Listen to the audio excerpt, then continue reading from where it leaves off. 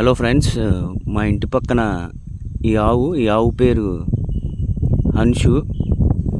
హన్సి. ఇది పొంగనూరు ఆవుకి జన్మనిచ్చింది ఈవేళ. పొంగనూరు ఆవు అంటే తెలుసు కదా, ఇది కేవలం 2 to 3 అడుగుల హైట్ మాత్రమే ఉంటుంది. ఇంచుమించు చిన్న మేకపిల్లగా ఎంత వయసు వచ్చినా అంతే పెరుగుతుంది, మేకపిల్ల అంత ఉంటుంది. సో చాలా హ్యాపీగా ఉన్నారు వాళ్ళు పొంగనూరు ఆవు పుట్టినందుకు. సో ఇది ఎలా పుడుతుందంటే, యాక్చువల్గా ఈ ఆవుకి ఇంజెక్షన్ చేస్తారు. ఆ ఇంజెక్షన్ ద్వారా పొంగనూరు ఆవుకైతే జన్మనిచ్చింది.